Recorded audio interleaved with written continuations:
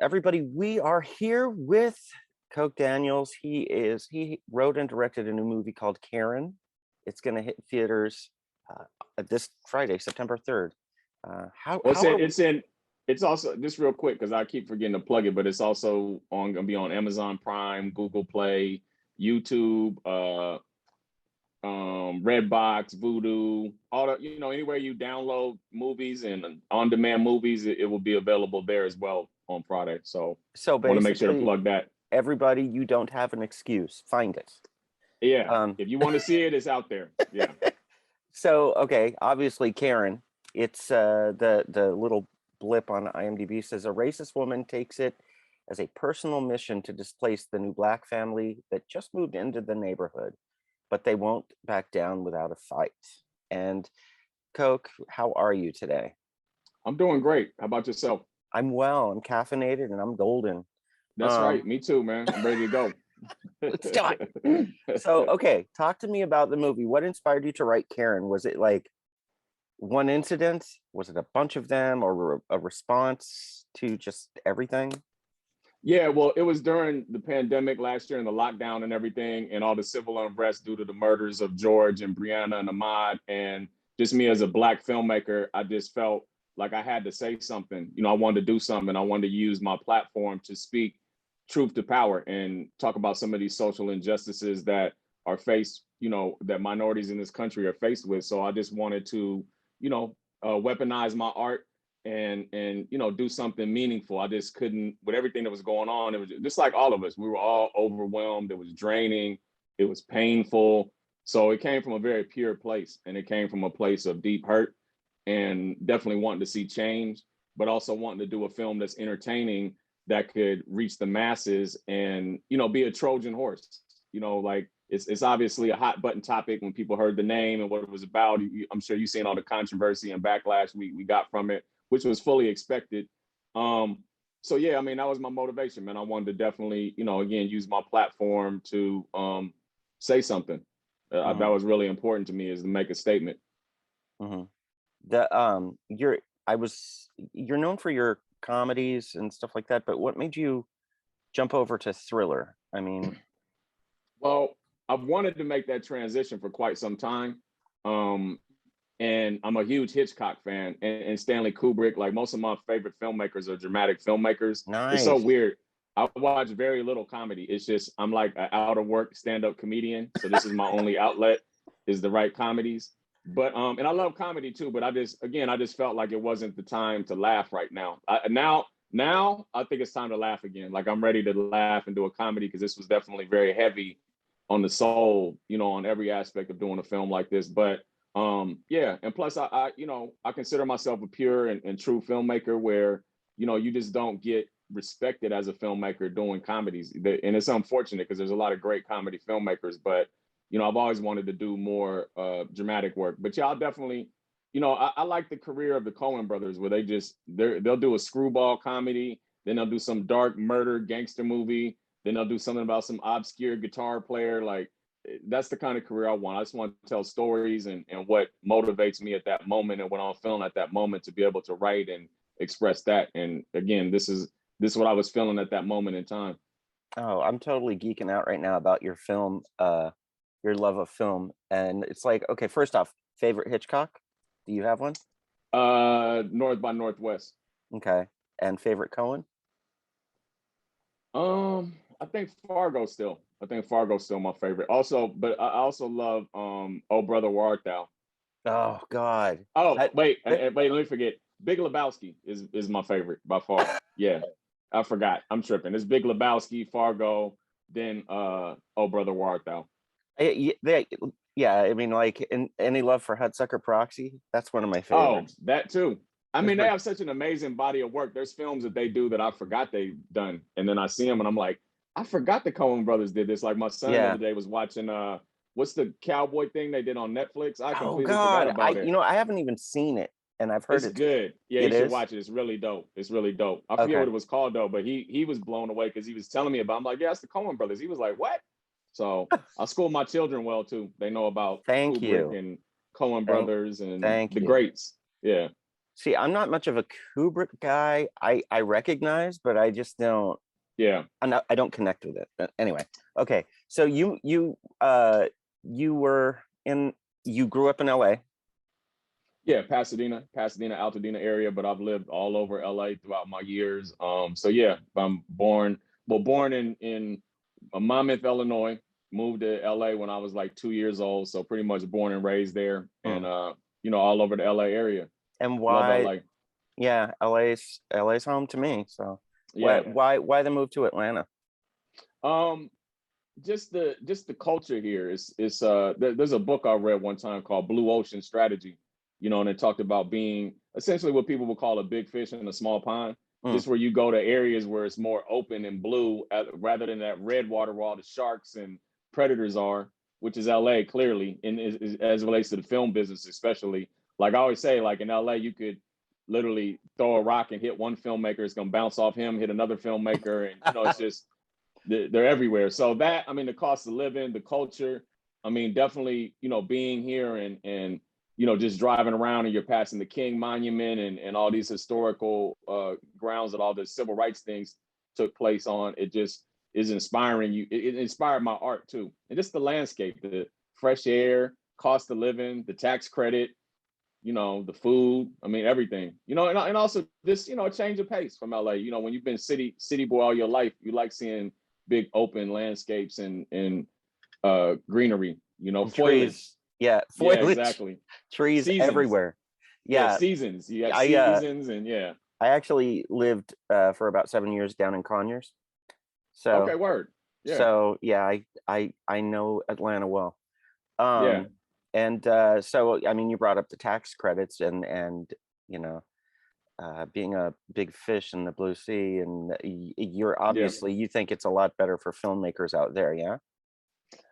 It just depends. It depends on the type of filmmaker you are. You know what I mean? Because a lot of people are, sold on their stories having to be a LA story, having to be a New York story, things like that. But my intent when I came here was to do films in Atlanta, based in Atlanta, to Mhm. show Atlanta the love that they're showing you by giving you tax credits. And not just that, just the community that's here. People like, oh, you do films? I know such and such. It's just immediate, like from people in the industry down here to try to help you connect the dots. So, definitely. But I think, I mean, everybody has their different, methods on where, like Spike Lee's never gonna leave New York, but George Lucas is up in the hills of up north. I forget where it is, where he's got the whole Ewok village built and all that. Like, you know, it's everybody's, different things inspire different people, and I'm definitely inspired by Atlanta. But I spent a lot of time in LA over the past couple months. We did all our posts there, and I still love that city too, man. LA's a great place. It wasn't like a mass exodus from LA. Like, I hate this place. It definitely wasn't that, because I was, I've shot the majority of my films out there, so it wasn't that. It just, greener pastures, a different look. Like literally greener. Very green and very wet and rainy. Yeah, that's one thing I loved was like the sudden rainstorms. Uh, Oh man, they're great. They're it's great. awesome. Okay, so Taryn Manning, Yes. she's hilarious. I mean, like Yeah. I just kept cracking up, watching Yeah. this movie. Yeah. How in the world did she get attached to this? And how amazing was it to work with her? It was, man, it was a dream come true. A friend of mine named Adrian Miller, who I started in the music business with many years ago, he was the A&R at the label. I was signed to Loud Records as an artist originally, and he was our A&R there. And we've been friends ever since. And he's just constantly flourished. Like he discovered Anderson .Paak. He was managing him for a while. Does a bunch of music supervision stuff with RZA and F. Gary. So, just one of my longtime friends. And when I wrote the script, I knew the script was amazing. I showed a couple of financiers. I think at that point, BET was already interested in it. And I just hit Adrian. I said, hey, do you know any actresses that could play the role of a Karen, somebody kind of, middle-aged and whatnot, and, but with acting chops. I'm like, I need somebody that can go hard. And typically, if you knew Adrian, he's such like a Zen philosopher. He just goes, what do you think about Taryn Manning? What?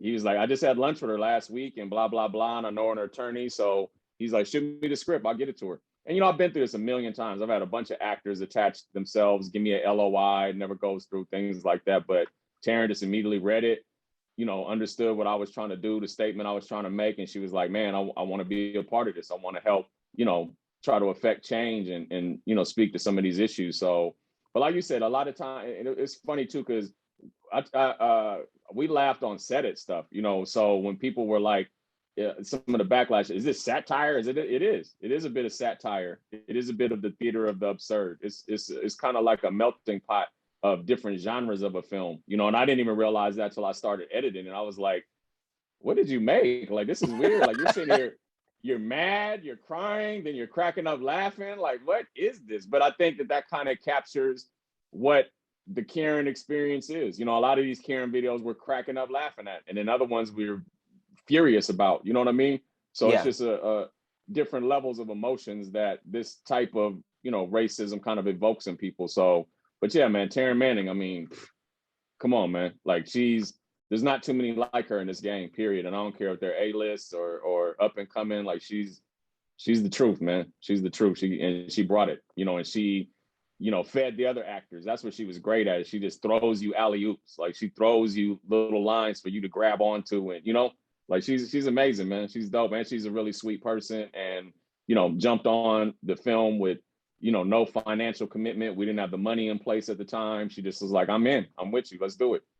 So that's what cracks me up about her is her ability somehow to make you sympathize with somebody that you are made to hate so yes much. Yes, Like, because that's how ridiculous of an actress she is. Like, it's just because you got to realize too, we shot this whole film in 14 days. So some of that stuff you're seeing, she's having to go from the kind of perky microaggression to now we're shooting this thing where she's damn near crying and you know what I mean? Like, it's amazing to watch. I mean, and I've worked with a lot of great actors, and I'm always just like, I just fan out and sit there and watch some of them at the monitor, and she's definitely one of them where you just sit there, especially for me as an indie filmmaker, I'm like pinching myself, like, man, this is crazy. You got Taryn Manning in front of your camera acting a fool. You know what I mean? that easily one of the most cringe-inducing moments, and I'm wondering how it was to shoot, was the open house scene. Oh yeah. No, it was fun to shoot that scene. I mean, I couldn't wait to shoot it because I knew that we were going to do the whip pan thing and all that. So it was, one of the moments as a director, you get to nerd out because you get to do camera tricks and grab these great performances. But yeah, because that's at a point in the story where she had determined she's going to get them out of the neighborhood. Once the HOA didn't do anything, she's like, okay, I'm going to get them out of here. And so she came there to disrupt. Like, you can just see the evil look on her face when she comes in. So, and she's, racists in this country right now are just real comfortable, and it's not too far-fetched that this lady will walk right in there with a bunch of Black people and say all this offensive stuff like it's with nothing. fruitcake of all things. With fruitcake that's to die for. That was her ad lib too. Yeah, I got to give her credit for that. It's to die for. She's great, man. That was an intense scene. So yeah, it was. Okay, so in closing, you're an independent filmmaker, trying to make the films that you want to be making. What is your advice to other indie filmmakers out there working right now? Do you have anything for them? Just learn to like top ramen. Sometimes you got to boil hot dogs and put it in there and stir it up, a little soy sauce. It just, you got to be willing to go on that hunger strike to stand for what you believe in, because this industry is built on fear, and a lot of people take the easy route and fall into what I consider almost a corporate job within Hollywood, where you're kind of at other people's beckoning command to say, hey, do this, do that, change this or that. I can't function like that. So I would just say, this is my 9th film. I've shot films for $100,000. I've shot films for all the way up to, a couple $1 million. And it's just always a fight and a struggle, but you got to stand by what you believe in, be a student of the game. We were talking earlier about Hitchcock and Kubrick and all these people, like, study the greats. Don't even study them. Don't just study their work, study their story and what it took for them to get where they're going. Cause you'll be amazed. A lot of people went through the same struggles that you're probably going through right now. And you're just thinking, because, when you're coming up in this game, especially for me, when I went through all my struggles, I felt alone. Like, it felt like it was just happening to me. And it's not. It's just when you position, you know, because I started as a screenwriter. My first script I ever wrote in my life was My Baby's Daddy. Got produced by Miramax, $10 million budget, you know, dream come true. And then I found out the writer has no say. Then I was like, well, who does? They're like, the director. All right, then I need to be a director. So, you know, that was taking 20 steps back and really starting over. And I've had to reinvent myself several times in my career. You know, study distribution, understand what the buyers are buying. You know, don't just make the films that you and your three friends that are sitting in the dorm room getting stoned and you think it's hilarious. Look at the trends in the market. Like even with Karen, like I said, I could have wrote this as a comedy, but I just knew suspense thriller is a much more popular genre and more palatable for distribution. So it's a lot, man. Study the game, be patient, respect your process. Don't look at another filmmaker and say he's there and I'm not there yet. And man, you know, the only thing that's gonna determine whether you make it or not is just not quitting. You just got to refuse to quit. So, you know, it's a lot. I got a lot of affinity for independent filmmakers, and I definitely mentor a lot of them, and you know, try to guide them in the right direction, because nobody's really going to tell you in Hollywood. They're going to watch you keep bumping your head, and then finally somebody's like, no, the door was right there. Well, why didn't you tell me that? So, but yeah. So yeah, man, keep going, keep grinding, never give up. That's my best advice, man. Never give up. You know, only you can tell you no. You know, keep grinding. Eat a lot of top ramen. You know, and I was going to ask you about that. Favorite top ramen recipe, because I personally like dropping an egg in it and maybe putting some cheese on top of it once I put it in the bowl. What about you? Yeah, well, I spoke earlier on the hot dogs. The hot dogs are a good blend. You know, I don't I've even know never tried what that, but I don't know what cuisine that would be considered. You know, you're definitely not adding anything to the palate that they were already trying to get you in. I like the shrimp ones the best. I put in real shrimp in some of the shrimp ones before. Just, you know, nice. grill up a couple of real shrimps, throw them in there. But that's on the good days. That's That's when that's when I'm not money doing coming in. movies for $100,000. That's not when I'm doing a $100,000 budget movie. That's when, you know, it's just the top ramen, sir. All right, man. Well, listen, it was a joy to talk to you, and yeah, thank you for creating. Thank you for creating Yes, thrillers, but just keep going, and we wish you all the best of luck on this release. appreciate it, man. All right, Appreciate it. buddy. You take All right, care. thank you. All right, you too.